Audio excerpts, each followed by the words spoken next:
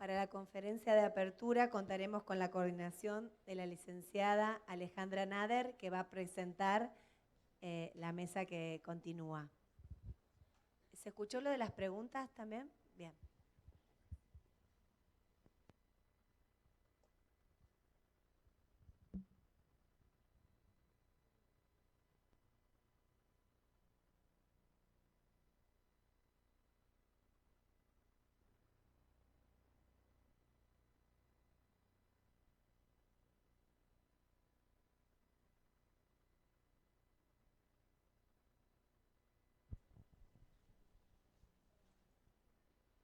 Vamos a dar comienzo a la conferencia de apertura a cargo de Beatriz Janín, de la incertidumbre a la esperanza en tiempos de desamparo colectivo.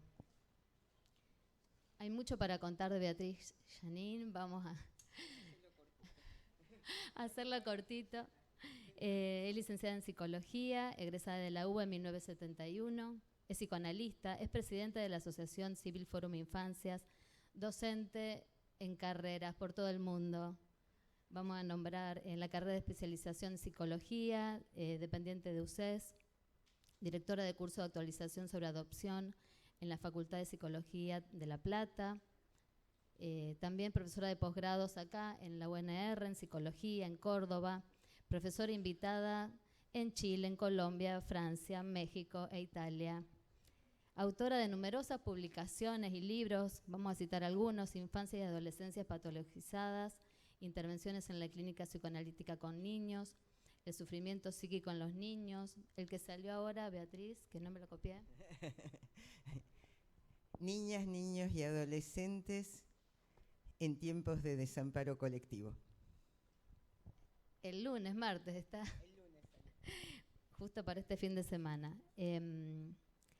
Es presidenta de la Asociación Civil Fórum Infancias, es fundadora de la Red Federal. Es la Red Federal. Bienvenida.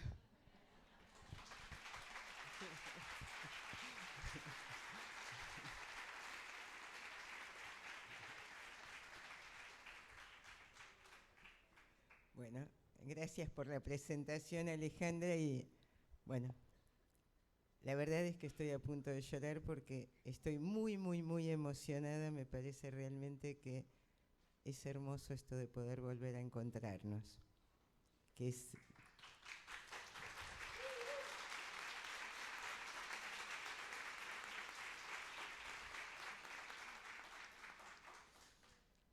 Fueron, digamos, años difíciles.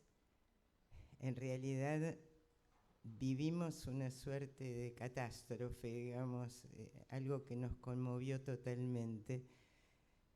Y algo que hay que reconocer es que no solo el Fórum Infancias en todo el país siguió funcionando, sino que crecimos. Y creo que esto fue importantísimo, que pudimos seguir ligados, que nos sostuvimos mutuamente, que seguimos trabajando, pensando. Y este encuentro es una prueba de que pudimos seguir y de que estamos juntos. En realidad seguimos en un mundo muy complejo, pero bueno, por eso es tan importante todos estos encuentros y poder trabajar juntos. Sufrimos mucho, pero también aprendimos mucho. Yo pienso que la pandemia viene siendo un golpe brutal al narcisismo. Es decir, lo que quedó muy claro es esto que se fue diciendo en la apertura, que es que nadie puede salvarse solo, ni es dueño absoluto de su propia vida. O sea, toda vida se da en un entramado con otros. Quedamos todos desamparados a la intemperie y fue como una tormenta que desencadenó diversas tormentas internas. Y lo que evidenció fue nuestra dependencia de las conductas ajenas.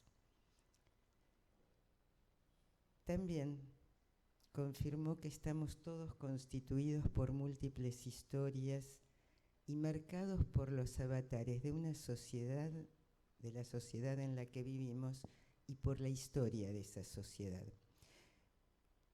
Esto nos interesa particularmente porque lo que veníamos pensando, pero que quedó totalmente en evidencia, son los efectos que tienen el devenir sujetos de la trama social de la que se forma parte, los valores de la sociedad, los modos de transmisión y cómo hasta las vías de erotización y de tramitación de situaciones traumáticas van a ser diferentes de acuerdo a las épocas, los lugares, los funcionamientos sociales. Me interesa destacar la fuerza que tiene lo social en la conformación del universo infantil.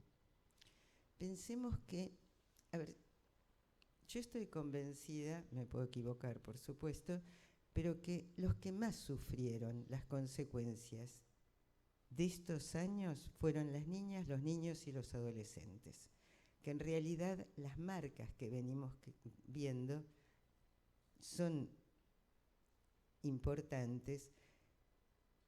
Y ojo, no fue solo el confinamiento, fue toda la situación de terror que vivimos y que ellos vivieron. Pensemos que los chicos tuvieron que estar no solo como tramitando sus propios temores, sus propias angustias, sino las de los adultos. Para colmo, sin contacto con otros niños. Esto trajo consecuencias inclusive desde la primera infancia, desde los bebés hasta los adolescentes, y después voy a hablar un poco de esto, pero además de esto, la otra cosa que quedó totalmente de manifiesto y que, bueno, este miércoles, en realidad medio de casualidad, pero bueno, estuve en el cierre del Congreso Metropolitano, yo estaba en la mesa de cierre y vino la ministra de Salud de Nación, Carla Bisotti. Y lo que me dijo, dijo a todos Carla Bisotti, fue que en realidad había quedado clarísimo, algo que yo ya tenía escrito, digamos, que era el papel de los profesionales de la salud mental durante la pandemia. En realidad dijo que estaba ahí porque quería agradecer. Y en realidad es cierto, creo que esto lo tenemos que tener muy en cuenta. Somos esenciales en situaciones de catástrofe. Y al mismo tiempo, lo que nosotros sabemos es que tenemos que replantearnos las intervenciones, que tenemos que replantear y repensar muchísimas cuestiones. También quedó de manifiesto en el terreno de la educación que la importancia de la escuela, pero no solo como lugar de transmisión de conocimientos, como nos quieren hacer creer siempre, sino como lugar de encuentro, como lugar de la exogamia, como lugar en donde hay otros niños y adultos que dan otra imagen de uno, que, digamos, que dan otros discursos. La mirada y la palabra por fuera del entorno familiar. La escuela se reinventó, fue variando, hizo lo que pudo en realidad en diferentes lugares, a veces agobiando con excesos de conexión, a veces sin conexión. Digamos, fue toda una situación atípica. A mí me parece que lo que es importante es que entendamos que esto que ocurrió, que sacudió los cimientos de lo conocido, fue dejando huellas. Y que lo que nosotros tenemos en este momento que hacer es que esas huellas no queden como marcas indelebles. O sea, lo que me parece que tenemos que hacer es lograr que algo no se solidifique, no quede como, digamos, como algo invariable, como estático. En realidad tenemos que reconocer que ninguno de nosotros somos los mismos. O sea, hemos cambiado todos. Esto nos golpeó a todos, arrasó de alguna manera con muchas cosas, pero justamente las dificultades que pudieron haber aparecido, bueno, son a tramitar, son a modificar, son a repensar, son a hacer otros caminos con esto. En realidad, por ahí si aprendimos algo, podemos llegar a ser mejores. De alguna manera, hay que tener en cuenta también que significantes como enfermedad y muerte cobran en la infancia y en la adolescencia sentidos particulares, y que las lógicas, porque a veces se mira a niñas, niños y adolescentes como si fueran adultos, y las lógicas que sostienen son otras, son diferentes. La otra cosa que hay que tener en cuenta es que la tecnología nos permitió estar juntos, y en ese sentido fue fantástica, pero que crea también tipos de lógica de pensamiento en los chicos, sobre todo en los más chiquitos, y que en ese sentido produce efectos en los modos de pensar, de sentir. También sabemos que en situaciones de angustia y desesperación colectivas, y esto la historia nos lo demuestra, la salida es el establecimiento de lazos solidarios. Pero con la pandemia lo que vimos fue que como que se potenciaba tanto la solidaridad como el individualismo. Y el neoliberalismo, una de las cosas que hace es que predomine justamente el individualismo, la ruptura de lazos sorofraternos y caiga el compromiso con los otros. Hay que tener muy claro que cuando la consigna es sálvese quien pueda, inevitablemente niños y adolescentes quedan, digamos, van a sufrir y van a quedar desprotegidos. La otra cuestión que es imprescindible y se demostró en situaciones de catástrofe, en situaciones muy difíciles, es la creatividad, apelar a la imaginación. Y en eso el Fórum Infancias pudimos hacer bastante, en realidad, digamos. Ahora, esto también es algo que el neoliberalismo cercena.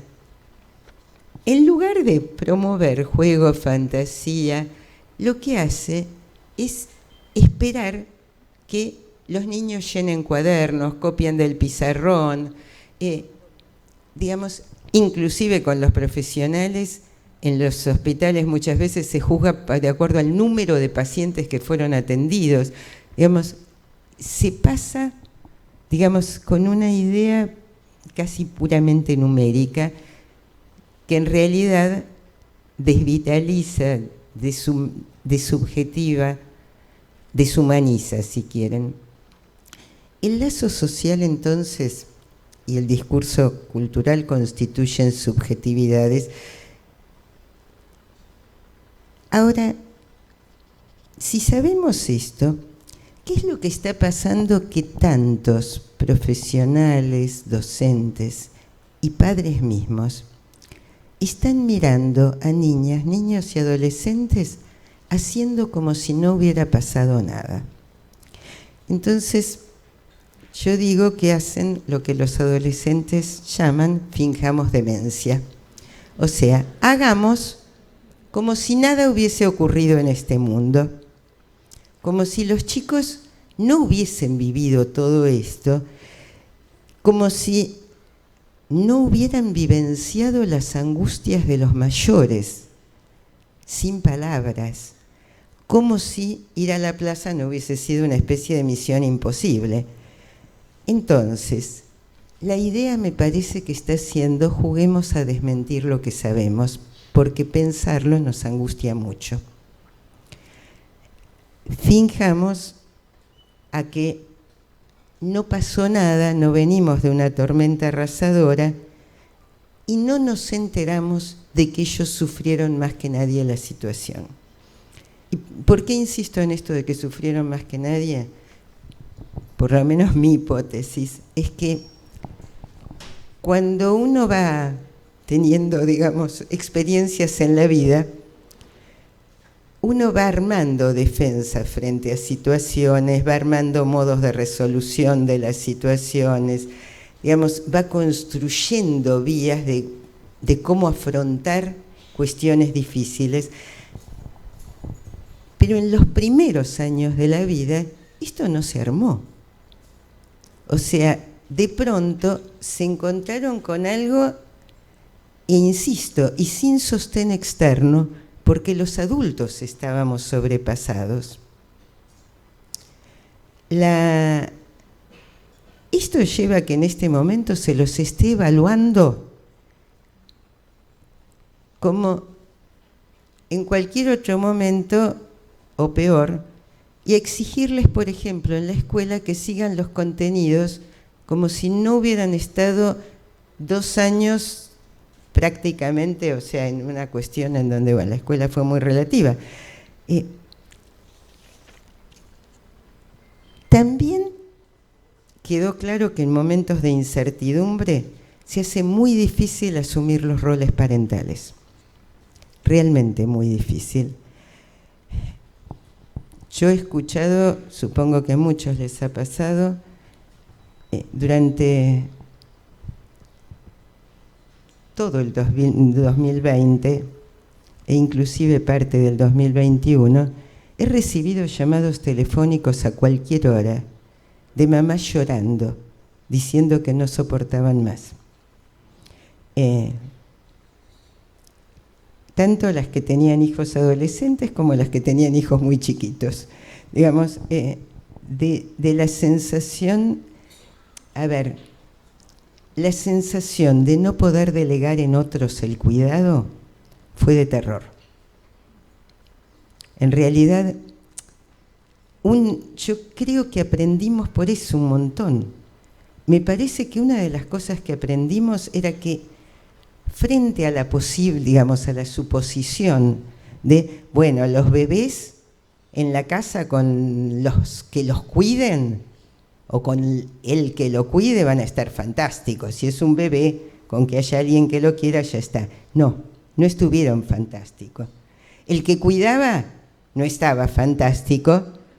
En realidad, digamos, ya no soportaba la situación.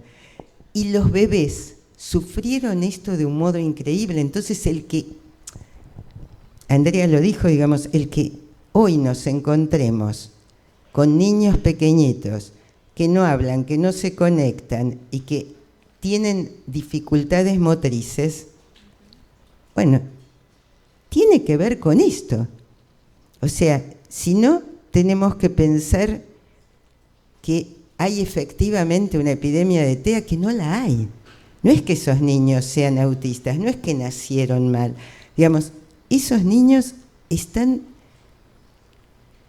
arrasados por una situación que se puede modificar, que tenemos que modificar, que va a haber que trabajar con ellos, pero que esto, digamos, lo tenemos que ir como pensando, tramando. Pensemos que los padres estaban, por un lado, desesperados, muchas veces deprimidos, angustiados por múltiples cuestiones, y además estaban todos sobrepasados por obligaciones. En ese escenario, un bebé se puede identificar con un adulto deprimido y desvitalizarse, perder la conexión con el mundo, retrayendo las investiduras del mundo, o puede ponerse particularmente demandante, exigiendo atención permanente, lo cual en esa situación terminaba siendo enloquecedor para los que lo cuidaban. O sea, hay que pensar que vivieron una especie de escena pesadillesca, que no tuvieron contacto con otros externos a la familia nuclear, que no escucharon otras voces ni fueron tocados por otros. Y esto fue mucho más que el confinamiento, porque la distancia con abuelos y con otra gente siguió estando más allá del confinamiento. Entonces, digamos, hubo silencios que fueron muchas veces tapados por pantallas. Y en muchos casos, estos bebés tuvieron poco espacio en el psiquismo parental, porque estaba el psiquismo parental ocupado por otras preocupaciones. A la vez, ¿cómo poner palabras a lo que se siente cuando ni siquiera está muy claro eso que se siente? Cuando nadie sabía muy bien lo que le pasaba.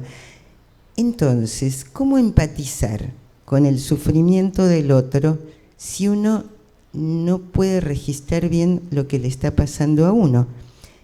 Por ende, no pudieron transformar los afectos en sentimientos, no pudieron poner palabras a eso que sentían.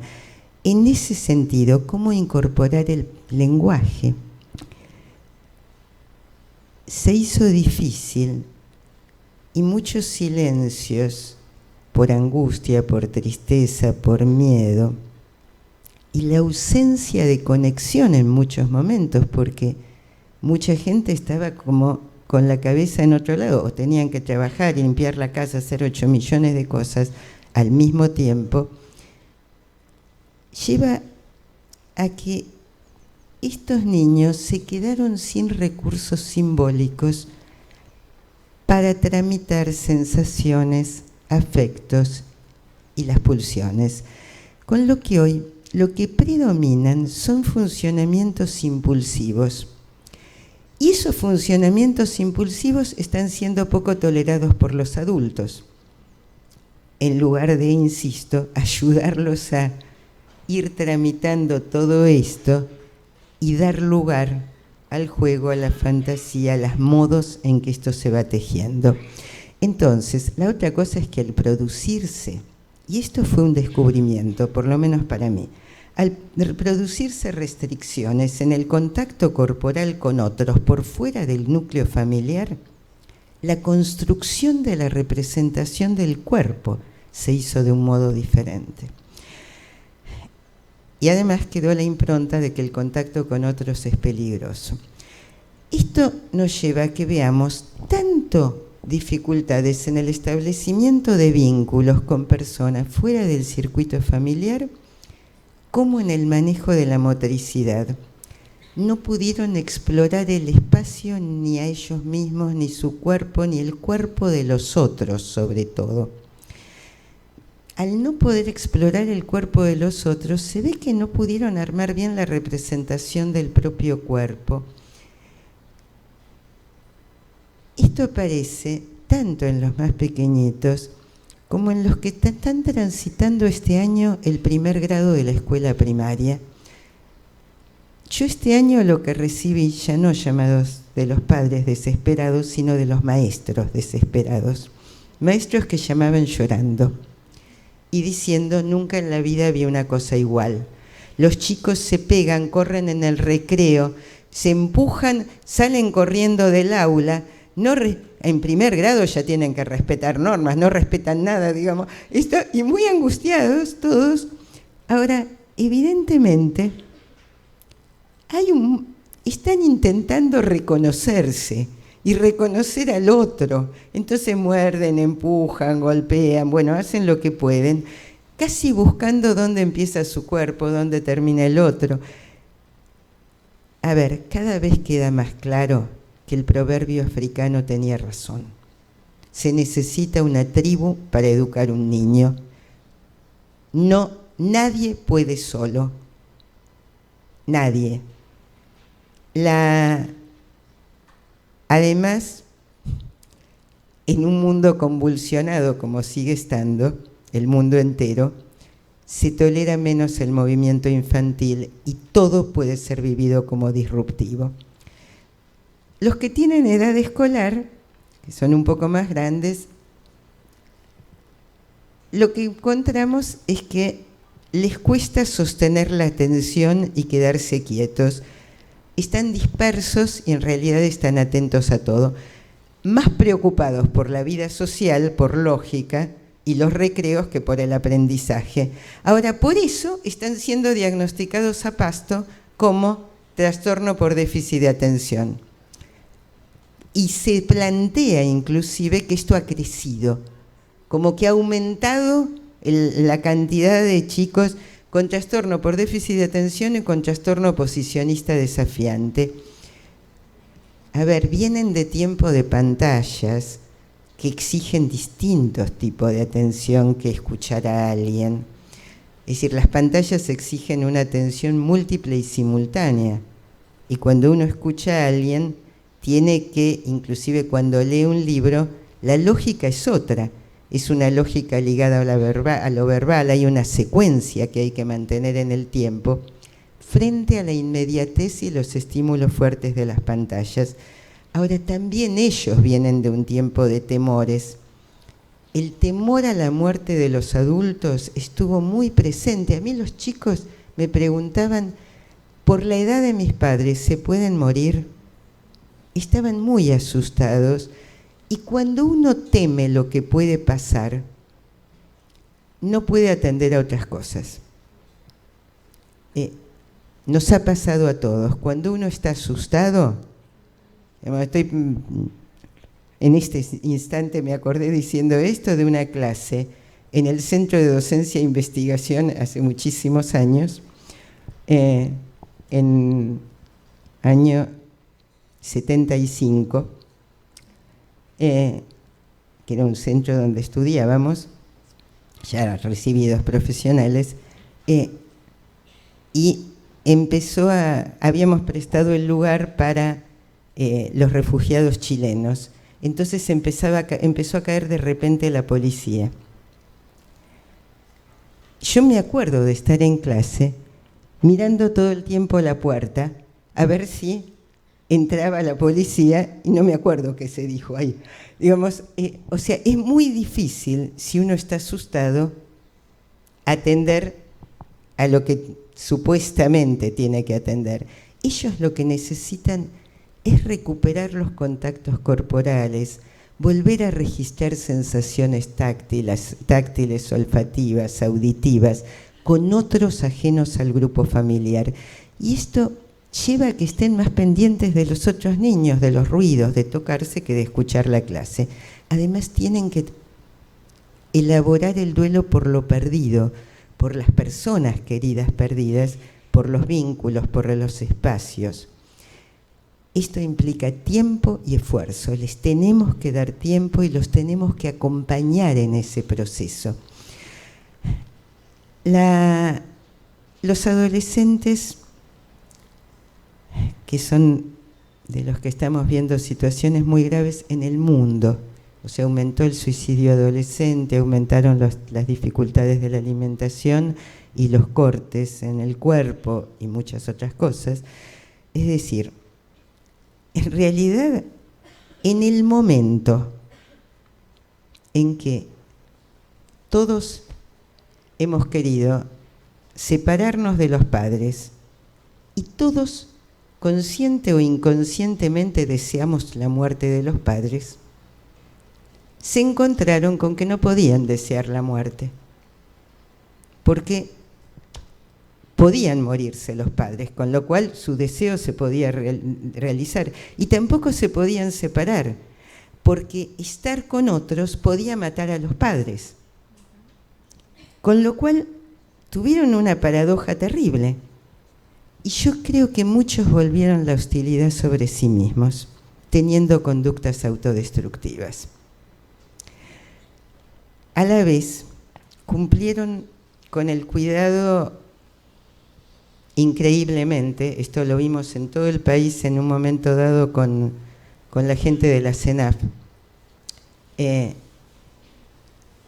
Digamos, evidentemente, ahí la idea de que podían matar a otros fue importantísima. Ahora, cuando se les dio vía libre para salir al mundo, salieron en estampida. Ahora, salieron, lógico, digamos, Ahora, claro, necesitaban ahí encontrar nuevos placeres, la piel del otro, pero muchos salieron en una suerte de vorágine en la que intentaron saldar el tiempo de encierro, pero después se asustaron y se recluyeron nuevamente. Y están ahí fluctuando, y todo esto también tenemos que pensarlo. Pensemos también que el tiempo tiene para ellos una dimensión diferente que el que tiene en la adultez. Y entonces suponen que los meses del confinamiento fueron una suerte de tiempo perdido, que no fue un tiempo perdido. Pero lo viven como un no tiempo y lo viven como irrecuperable. Quedan en una especie de añoranza de lo que no ocurrió. Por eso me parece central, y esto no solo en los tratamientos, plantear un tiempo futuro y ayudarlos a pensar proyectos. Yo les digo, pensar estas cosas nos puede ayudar y nos tiene que ayudar a pensar además situaciones que ocurren. A ver, nosotros podemos no saber por ahí de economía, de relaciones internacionales y de un montón de cosas, pero tenemos un conocimiento que los otros no tienen y que en general los políticos no tienen, que es, y esto lo tenemos que transmitir, que es el efecto que tiene en la subjetividad situaciones socioculturales. Esto sí lo sabemos nosotros y los demás no. Entonces, una de las cuestiones que por lo menos yo voy pensando, digamos, es, por ejemplo, si se maltrata a mujeres como pasó en el sur, digamos que las trajeron, las llevaron con bebés, todo esto, ¿qué efecto tiene eso en esos bebés? Nosotros podemos saberlo, podemos pensar cómo el desvalimiento de las madres incide en la constitución psíquica de un bebé.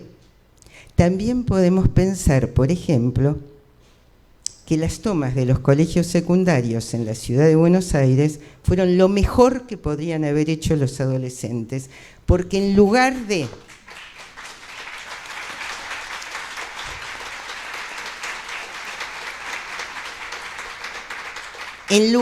cortarse, querer matarse, etcétera, se juntaron, pensaron, produjeron, digamos, y tuvieron un proyecto conjunto. Y eso es maravilloso.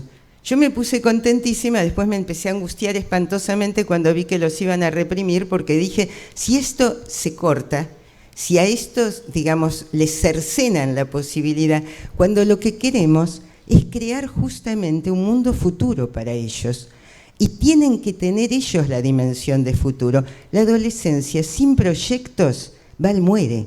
En realidad la adolescencia sin proyectos los deja desvitalizados. Y lo que nos encontramos es la desvitalización de los adolescentes en este momento. Entonces, que se junten, digamos, es realmente importantísimo. La otra cosa que fue muy importante que se vio en la pandemia, yo decía que los adolescentes cuidaron a los adultos, pero los nenes chiquitos también. Y no solo eso, estuvieron preocupados por los otros chicos que no tenían conexión, que no podían, por los chicos de la calle. Uno escuchaba a los chicos, es más, se cuidaron más que los adultos. Uno veía nenes con barbijo y los padres sin barbijo por la calle. Bueno, ahora, esto lo que muestra es cómo la construcción del lazo social, la solidaridad y la noción de responsabilidad en el cuidado hacia las otras personas, o sea, la dimensión ética, se puede construir muy tempranamente. Sí, sienten que del otro lado está la idea de cuidado. Y todo esto lo tenemos que pensar. Franco Berardi afirma: es imprescindible un trabajo de elaboración colectiva que tiene lugar a través de signos en relación a la pandemia, signos lingüísticos, propuestas subliminales y convergencias subconscientes. Es precisamente el campo para la poesía, porque esa actividad modela nuevos dispositivos de sensibilidad y nuevos ritmos respiratorios. O sea, campo de la poesía, del juego, de la música, todo esto tenemos que abrirlo. En realidad, suponer que un niño es un sujeto digno de intercambios simbólicos, trabajar con ellos para que puedan expresarse, para que puedan desplegar deseos y para que pasen de conductas autodestructivas a posibilidades creativas, para que el sufrimiento no los anestesie ni les quite los deseos de vivir, de experimentar, de hacer nuevas búsquedas, es un posicionamiento ético y político. Entonces, tomar en cuenta la historia colectiva y la realidad actual, los conflictos presentes, el grupo socioeconómico al que pertenece ese niño y los condicionamientos subjetivos que esto implica es clave. Yo insisto, nosotros no podemos ser testigos mudos y pasivos frente a la realidad sociopolítica. Somos participantes activos, hasta cuando atendemos un bebé. Porque el pensar la infancia como momento de despliegue de posibilidades y no como el primer paso para una normatización de ese sujeto, va a resultar siendo un acto clínico político. Tenemos que intentar construir una subjetividad justamente que no sea lo normal, que Joyce McDougall además dice que un dominio demasiado grande del yo social, hiperrazonable y sobreadaptado, dice, no es más deseable que una predominancia de las fuerzas pulsionales desencadenadas, porque dice que eso se convierte en argolla del espíritu y en el cementerio de la imaginación.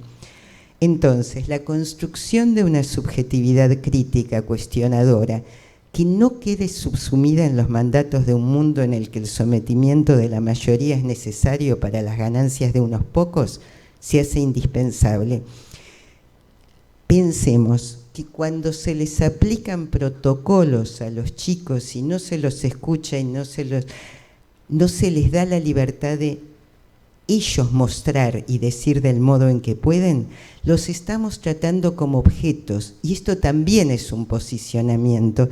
Si objetalizamos al otro, estamos con una idea de la humanidad y la estamos deshumanizando, y suponemos que los niños son máquinas, que por suerte no lo son.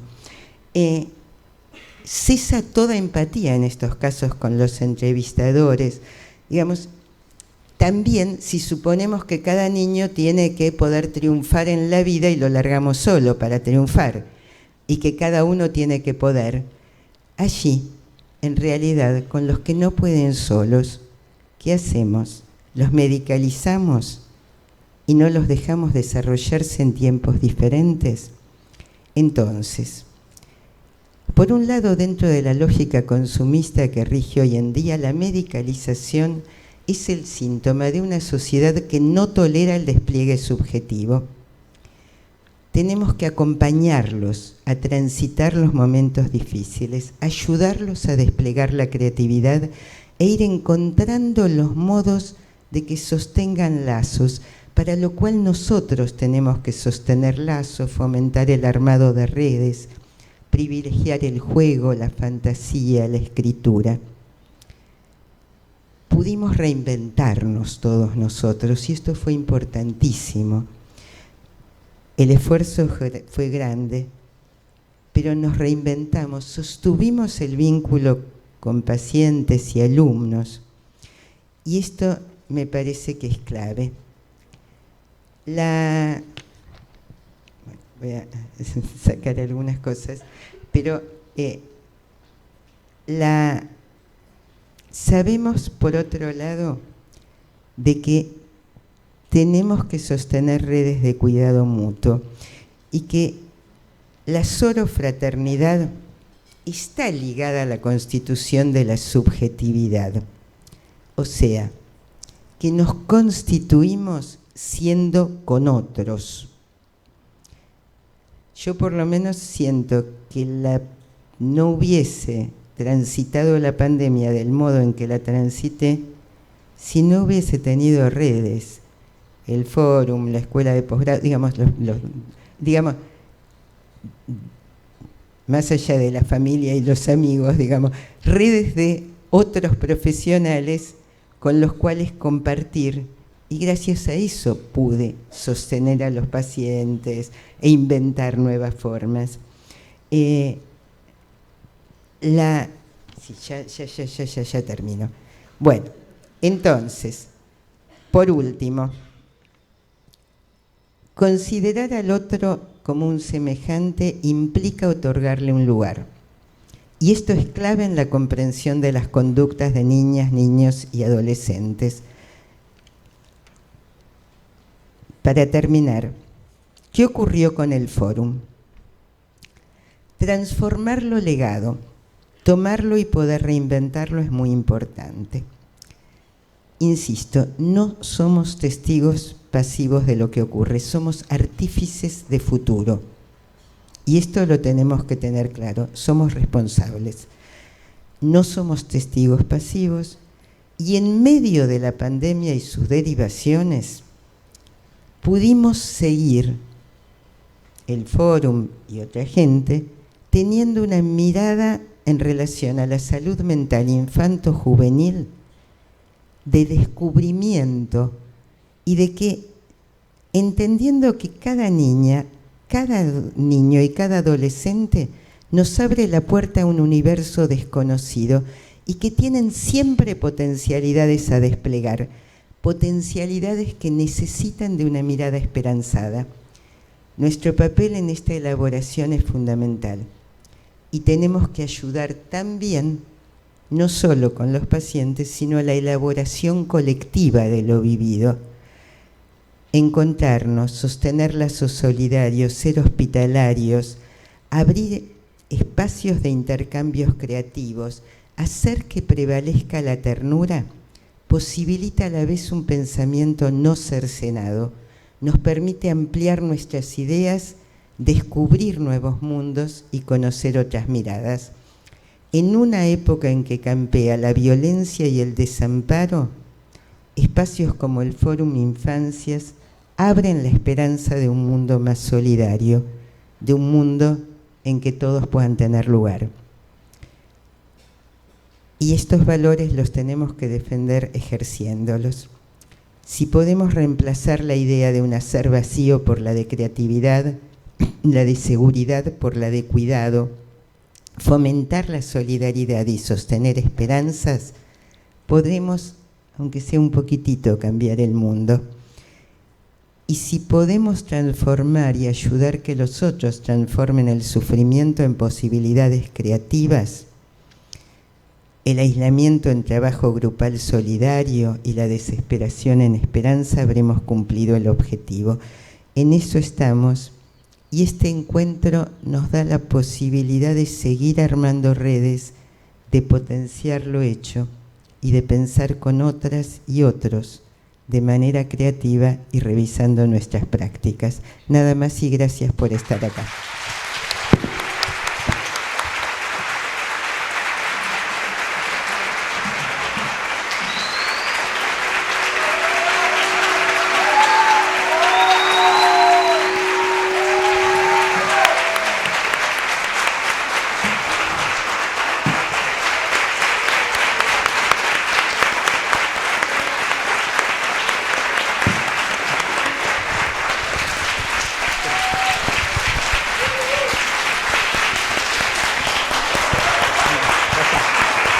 Quería agradecerles a ustedes, pero bueno.